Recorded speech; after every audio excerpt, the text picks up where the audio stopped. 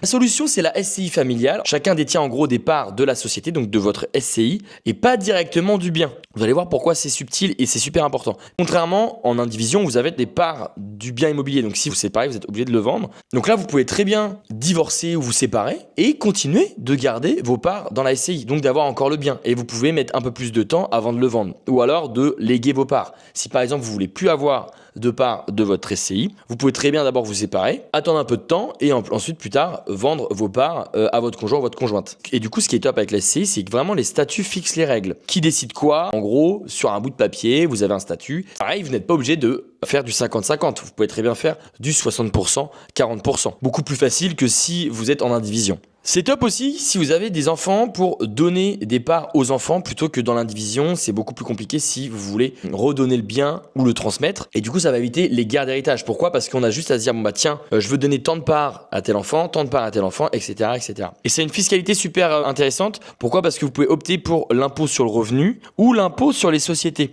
Donc avec amortissement évidemment, et vous pouvez même déduire des charges. Donc quand vous faites des travaux, etc.